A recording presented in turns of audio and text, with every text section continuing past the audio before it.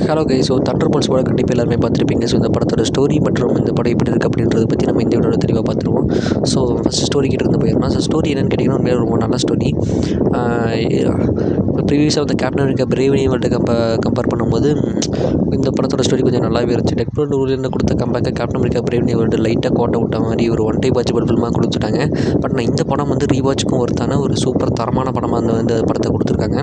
இந்த படத்தோட ஸ்டோரி இப்படி எந்த மாதிரி ஸ்டோரின்னு கேட்டிங்கன்னா, வேலண்டைனா வந்து சென்ட்ரி ப்ரோக்ராம் அப்படின்ற ஒரு ப்ரோக்ராமை பற்றி பார்த்திங்கன்னா கண்டக்ட் பண்ணிட்டுருக்காங்க. அதில் ஏகப்பட்ட இன்னசென்ட் பீப்புள் சிவிலியன்ஸ் எல்லாம் வந்து உள்ளே கூட்டு வந்து டெஸ்ட் பண்ணும்போது எல்லாருமே ஃபெயில் தான் ஆகுது. But accept pop. ராபர்ட் அப்படின்றது இவரோட உண்மையான பேர். ஸோ ராபர்ட் ரேனால்ட்ஸ் அப்படின்னு இந்த பேர் வந்து கொடுத்துருக்காங்க. ஷார்ட்டாக பாப் அப்படின்னு சொல்லி இவங்க கூப்பிடுவாங்க. ஸோ பாப் வந்து அதில் சம்ஹவ் சக்ஸஸும் ஆகிடுறாரு. அண்ட் அதை வேலண்டைனை கண்டுபிடிச்சதுக்கப்புறம் என்ன பண்ணுறாங்கன்னா, அவரை பாபை சென்ட்ரியாக அந்த சென்ட்ரி ப்ரோக்ராம் மூலிமா சூட்டெல்லாம் கொடுத்து அவங்களுக்கு கீழே வேலை செய்யக்கூடிய ஒரு சூப்பர் ஹீரோவாக வந்து வேல் வந்து சென்ட்ரியை மாற்றணும் அப்படின்னு சொல்லி பார்க்குறாங்க. பட் பாபுக்கு இந்த பாபா அவருக்கு கிடைச்ச மரியாதையை விட இந்த சென்ட்ரி அவருக்கு கிடைக்கிற மரியாதை ப்ளஸ் அவருக்கு இந்த பவர்ஸில் வச்சு பார்க்கும்போது அவருக்கு கொஞ்சம் தலகணம் ஏறிடுது. தண்டர்போல் அதனால் வேலண்டைனாக்கு எதிராகவே வந்து இவர் வந்து திரும்புகிற மாதிரி தான் வந்து பார்த்திங்கன்னா அமைச்சிருந்தாங்க இந்த ஸ்டோரியை. அண்டு அமைச்சதுக்கு அப்புறம் வேலண்டைனா வந்து எதுக்கும் பேக்கப் பிளான் இந்த மாதிரி மாறுவோம் தெரிஞ்சிருக்க போல். ஸோ அதுக்கு நம்ம பேக்கப் பிளான்றதுனால ஏற்கனவே முன்னாடி இதெல்லாம் பிளான் பண்ணி அவர் எப்படி டவுன் பண்ணியிருக்காங்க. ஸோ அண்ட் அதுக்கப்புறமா அந்த டைத்தில் தான் சென்ட்ரியை வாய்ட் அப்படின்ற என்டிட்டி வந்து டேக் ஓவர் பண்ணிடுது. ஸோ வாய்டு டேக் ஓவர் பண்ணதுக்கப்புறமா அவருடைய என்ட்ரன்ஸு ஜஸ்ட் ஒரு வாய்ட் டேக் ஓவர் பண்ண உடனேயே அந்த நியூயார்க்கில் இருக்கிற எல்லா மக்களையும் அப்படி அப்சர்வ் பண்ணுறாரு. பில்டிங்ஸு எல்லாத்தையுமே ஒட்டுமொத்த நியூயார்க்குமே கிட்டத்தட்ட அப்சர்வ் பண்ணிகிட்டு இருக்காருங்க அவர். அந்தளவுக்கு ஒரு பயங்கரமான கேரக்டராக இந்த ஒரு வாய்டை வந்து பார்த்திங்கன்னா காமிச்சிருக்காங்க. ஸோ இவங்களை வந்து தடுக்கிறதுக்காக ஒரு பஞ்ச் ஆஃப் மிஸ்வேஸ் இதுக்கு முன்னாடி நீங்கள் நிறைய படங்களில் வில்லன்களாக பார்த்தது அந்த கேரக்டர்ஸில் உள்ளே கூட்டு வந்து இந்த படத்தில் வந்து இவங்க ஒரு டீமை ஃபார்ம் பண்ணி விட்டு ஒரு இந்த வாய்டை எதிர்த்து நிற்கிற மாதிரின்னு ஒரு கதையை வந்து எழுதி கொடுத்துருக்காங்க. உண்மையிலேயே சூப்பரான ஒரு ஸ்டோரிங்க. இதுக்கப்புறம் அவங்க தடுத்தாங்களோ இல்லையா அப்படின்றது தான் வந்து மீதி கதை. ஸோ இந்த படம் எப்படி இருக்குது அப்படின்னு சொல்லி கேட்டிங்கன்னா உண்மையிலேயே வந்து செம்ம சூப்பரான ஒரு படம். ஃபஸ்ட்டு நம்ம பாசிட்டிவ்ஸ் கிட்ட இருந்து போயிடலாம். சென்ட்ரி அவர் தான் வந்து என்ன கேட்டிங்கன்னா இந்த படத்தோட ஒரு பிக்கெஸ்ட் பாசிட்டிவ். பாபா அந்த லீவிஸ் புல்மேன் இந்த ரோலை வந்து ப்ளே பண்ணியிருப்பார். பாபாவும் அசத்திட்டார், சென்ட்ரியாவும் அசத்திட்டார், வாய்டாவும் அசத்திட்டார். சென்ட்ரியா ஒரு சின்ன ஒரே ஒரு ஃபைட்டு தான். சென்ட்ரி வர்சஸ் தண்டர்போல்ட்ஸ் அந்த 5 பேரும் சேர்ந்து இவர் எதிர்த்து நிற்பாங்க. அந்த ஜான் வாக்கரோட ஷீல்டு அப்படியே வளைச்சிடுவார் அந்த ஃபைட்டில். அண்டு எல்லாருமே ஃபுல் டாமினன்ஸாக அந்த சென்ட்ரி தான் பண்ணுவார். கோஸ்ட் அந்த ஃபேஸிங்லாம் பண்ணி அடிக்க பார்ப்பாங்க, அதையும் தடுத்துருவார். எலினா பெல்லாவே தூக்கி போட்டு பொழந்துருவார். ரெட் கார்டியனை தூக்கி அப்படியே வெளியில் வீசிடுவார். பக்கியோட அந்த அயனாமையும் வந்து ஒட்டச்சி எரிஞ்சிடுவார்னா அந்த வைப்ரேனியமாக அதை அப்படியே ஒட்டச்சி எரிஞ்சிருக்காரு. ஸோ அந்த ரொம்ப ஓவர் பவர்ஃபுல்லான ஒரு கேரக்டர் தான் இந்த இடத்துல சென்ட்ரி வந்து காமிச்சிருக்காங்க. உண்மையிலே வந்து ஒரு நல்ல விஷயம். அண்ட் அதை தாண்டி எலினா பெல்லோவா அவங்களோட பாயிண்ட் ஆஃப் வந்து இந்த படம் ஃபுல்லாகவே நம்ம பார்க்குற மாதிரி அமைச்சிருந்தாங்க. படத்தில் அவங்களோட அவங்களோட ஆக்டிங் சூப்பராக இருந்துச்சு. இந்த ரோலில் பக்காவாக பண்ணி கொடுத்துட்டாங்க. ரெட் கார்டியன் அவர் வர ஒரு சீனும் செம்ம காமெடி சீன்ஸாகவே இருந்துச்சு. மனுஷன் வந்து எல்லா சீன்லையும் சிரிக்க வச்சுக்கிட்டே இருந்தால் அப்படி ரொம்ப சூப்பராக இருந்துச்சு. எண்டிங் அந்த கிரெடிட் சீன் வரைக்குமே நம்ம வந்து ரெட் கார்டின் ஒரு சீனை சிரிச்சுக்கிட்டே தான் இருப்போம். வாய்டு வந்து இந்த டேக் ஓவர் பண்ணதுக்கப்புறமா ஒட்டுமொத்த நியூயார்க்குமே கிட்டத்தட்ட வந்து அவர் அப்சர்வ் பண்ணி அதையும் வாய்டாக மாற்றிட்டு இருக்காரு. ரொம்ப இருள் சூழ்ந்துட்டுருக்கு. அந்த டயத்தில் கூட நம்ம ரெட் கார்டை வந்து நிறைய காமெடி பண்ணி நம்மளை சிரிக்க வச்சுருப்பாருன்னா பார்த்துக்கோங்க. இந்த ரோல் டேவிட் ஹார்பர் ரொம்ப சூப்பராக பெர்ஃபார்ம் பண்ணியிருந்தார். பக்கி பான்ஸ் இந்த படத்தில் வந்து எனக்கு தெரிஞ்சு கொஞ்சம் மாசாக வந்து இந்த 6 டீம்லையுமே கொஞ்சம் காமிச்சது பக்கி தான். ஏன்னா மற்ற எல்லாருமே கொஞ்சம் மென்டல் டிப்ரெஷனில் இருந்த மாதிரியே தான் வந்து கொண்டு போயிருந்தாங்க. பக்கி மட்டும் தான் கொஞ்சம் கிளாரிட்டியோட அவர் என்ன பண்ண போகிறாரு அப்படின்றது கொஞ்சம் தெரிஞ்ச மாதிரி ஒரு விஷன்லேயே இருந்த மாதிரியே காமிச்சிருந்தாங்க. பக்கியோட ரோலுமே சூப்பராக இருந்துச்சு.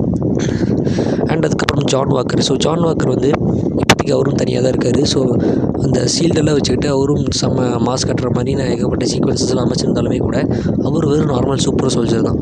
அவரால் பெருசாக சென்று அவர்னாலையும் எதுவும் பண்ண முடியல. அந்த ஒரு ஸ்டோரி பிள்ளை சூப்பராக கொண்டு போயிருந்தாங்க.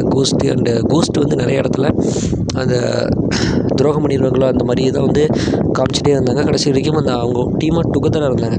நல்லா ஒற்றுமையாக வந்து எந்த ப்ராப்ளம் வந்தாலும் கடைசி வரைக்கும் ஒற்றுமையாக சால்வ் பண்ணிகிட்டே இருந்தாங்க. அதான் வந்து என்ன கேட்டிங்கன்னா இந்த படத்தோட பிக்கெஸ்ட் பாசிட்டிவ்ஸ். இந்த படத்தோட நெகட்டிவ்ஸ் அப்படின்னு சொல்லி எடுத்துக்கிட்டோம்னா, இந்த படம் பார்த்ததுக்கப்புறம் இந்த படத்தில் வந்து ஒரு சீன் நினச்சி பார்க்கும்போது நெகட்டிவ்ஸ் அப்படின்ற ஒன்று வந்து டக்குன்னு உங்கள் கண் முன்னாடி தென்படாது. என்னடா நெகட்டிவ் சொல்கிறது அப்படின்னு ரொம்ப யோசிச்சு சொல்லணும்னா தான் சொல்ல வேண்டியதாக இருக்குது நெகட்டிவ்ஸ் அப்படின்ற ஒன்று. ஏன்னா இந்த படத்தில் நெகட்டிவ்ஸ் அப்படின்றது ஒன்று சுத்தமாக கிடையவே கிடையாது. மேபி ஒரே ஒரு சின்ன நெகட்டிவ் சொல்லணும் அப்படின்றதுக்காக வேணால் சொல்லலாம்.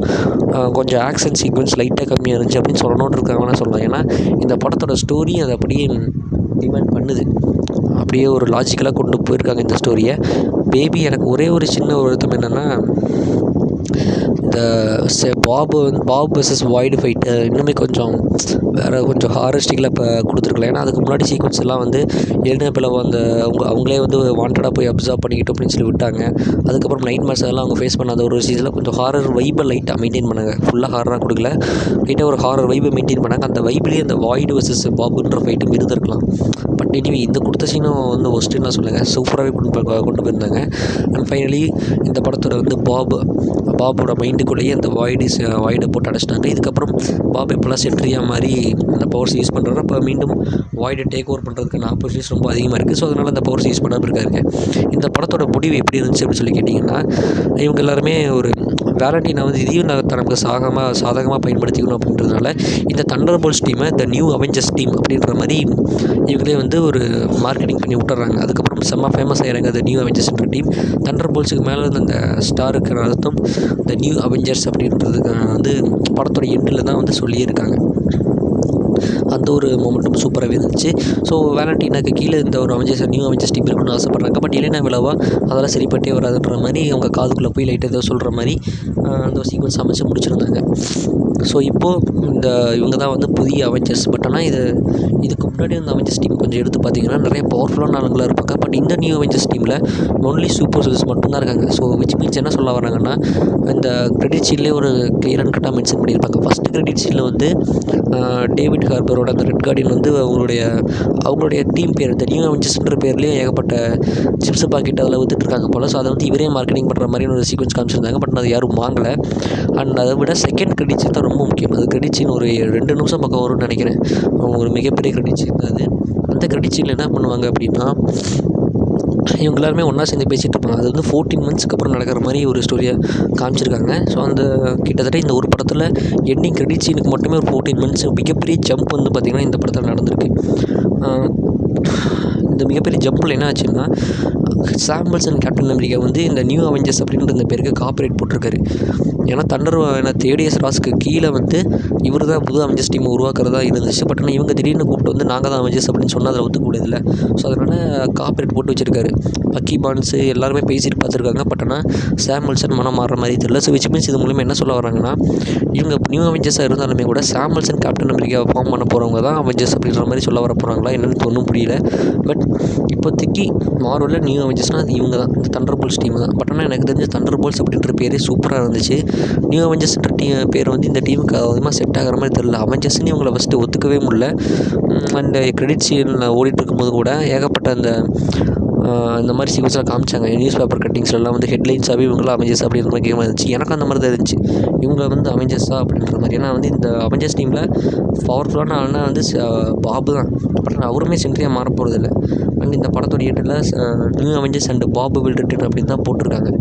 அண்ட் முக்கியமாக அந்த செகண்ட் கண்டிஷன் இதை பற்றி பேசிகிட்டு இருக்கும்போது எலினா பெலோ ஒரு விஷயம் சொல்லுவாங்க, நம்ம நியூ அவெஞ்சர்ஸ்ன்ற இந்த டீம் வந்து காப்பிரைட்டும் போட்டு வச்சுருக்காங்க. இப்போ அவுட்டர் ஸ்பேஸில் ஏதோ ஒரு ப்ராப்ளம் வந்துட்டு இருக்குது, அதை பற்றி நம்மகிட்ட எதுவுமே சொல்லலை அப்படின்ற மாதிரி சொல்லும்போது எலினா பெலோவே அதை வந்து எப்படியே கண்டுபிடிச்சி அதை பார்க்கும்போது அவுட்டர் ஸ்பேஸ்லேருந்து ஒரு டைமென்ஷனல் போர்ட்டல் ஓப்பன் ஆகுது. அது மூலிமா ஃபென்டாஸ்டிக் ஃபோர் அந்த ஷிப்பு வந்து பார்த்திங்கன்னா உள்ளே இறங்குற மாதிரி காமிச்சு இந்த படத்தை அப்படியே முடிச்சிருக்காங்க.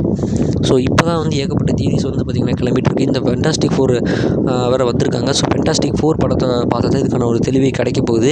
ரீட் ரிச்சர்ட்ஸ் மட்டும் ஓடி வந்திருக்காரு, இல்லை ஒட்டுமொத்த ஃபென்டாஸ்டிக் ஃபோர் டீமே ஓடி வந்திருக்காங்களா, இல்லை இதுலேருந்து தப்பிச்சு வந்தது ஃப்ராங்க்லின் ரிச்சர்ட்ஸா, அந்த ஃபென்டாஸ்டிக் ஃபோர் யூனிவர்ஸ்க்கு என்ன ஆச்சு அப்படின்ற மாதிரி ஏகப்பட்ட கேள்விகள் மற்றும் க்யூரியாசிட்டியுமே கிளப்பி விட்ருக்கு. ஃபென்டாஸ்டிக் ஃபோர் படம் எப்படா வரும் அப்படின்ற ஒரு சின்ன க்யூரியாசிட்டியுமே அது கிளப்பி விட்ருக்கு.